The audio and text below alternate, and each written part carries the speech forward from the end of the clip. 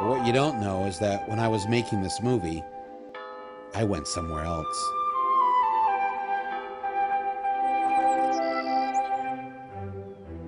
I visited a place that blows France right out of the water. A place so scary, I couldn't put it in this film. It's a place where the standard of living is one of the highest in the world. France and England only give you 6 months paid maternity leave. This place gives you a full year. This country will buy you a new car if you're having trouble using public transportation. And the country's health insurance will pay for a 2-week tropical vacation to help you with your ailments through the long winters. Is this some distant, faraway planet? No, it's Norway.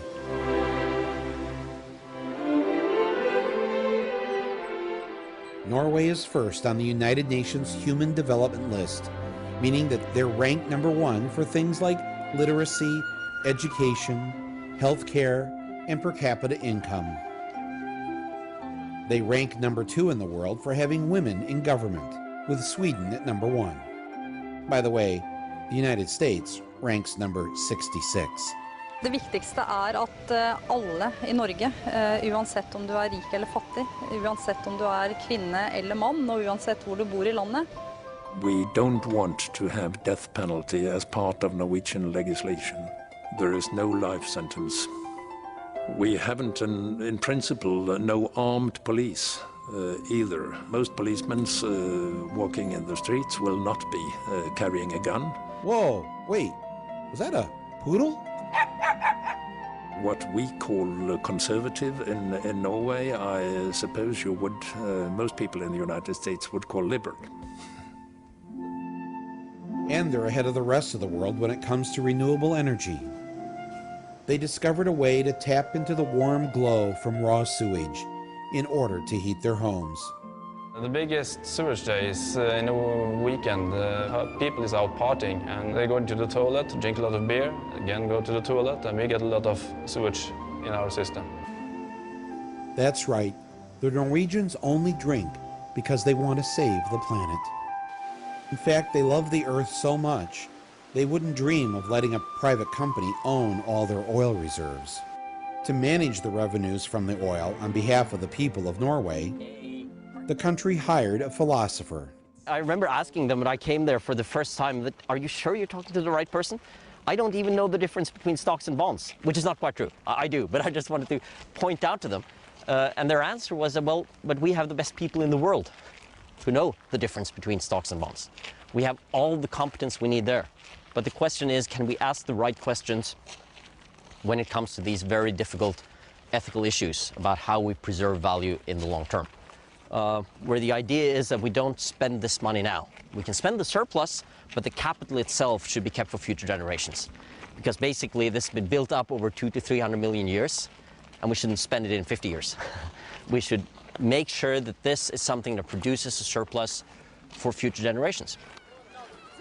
If you really care about the 50 to 100-year horizon, questions about climate change, for instance, about pollution, about violent conflict, all of these things, about the treatment of children, all of these things actually become crucial in a financial sense.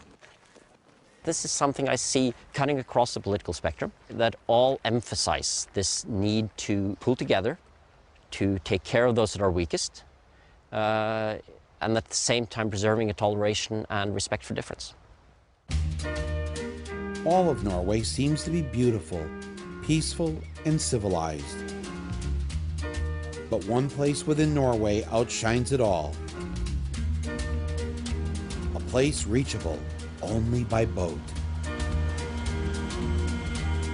An island that's a model of sustainable ecology.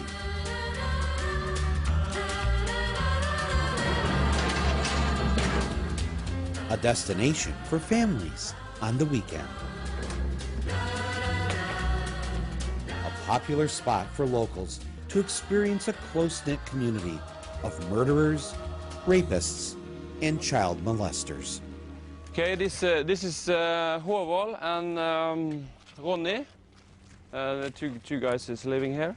They will talk with you, tell you about how it is to stay here. Meet Horvald Scherven, an official for UNICEF, who had a better idea of where the children's money should be spent. And Ronnie Meerstadt. His looks could kill, but his hands did instead. And those guys can walk around with you afterwards. Okay. Maybe we can have a cup of coffee or something. Perfect. Every activities we have on the island should be an activity that will bring you to learn responsibility.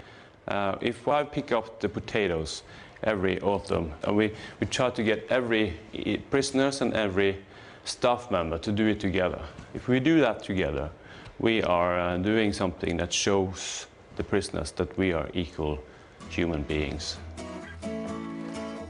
Every guy you will see out here are prisoners. Those who's working here will wear a uniform.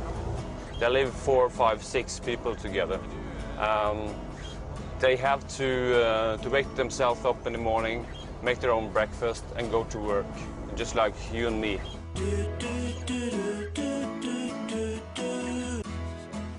Tyve? Nah.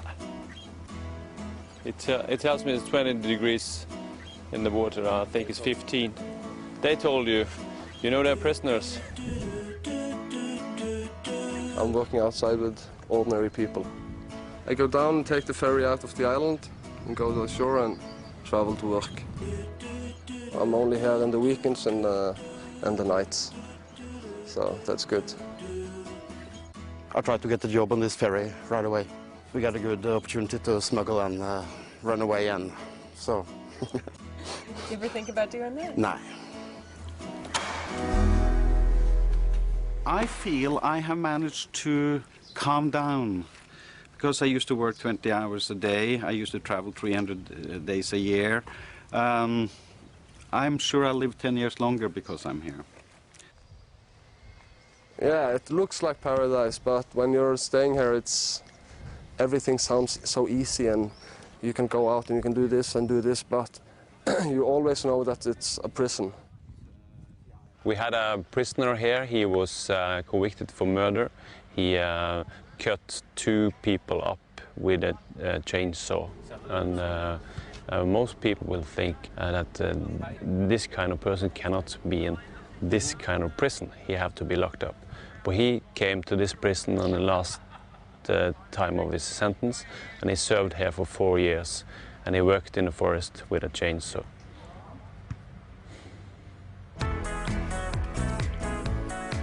We have dinner parties. I have had a tie and a jacket on a couple of times, but that's on special occasion. Maybe the way to rehabilitate prisoners is to send them to dinner parties or have them work on their tan. If you treat people properly, they may change behavior and be good, ordinary citizens. Yes, these people are crazy.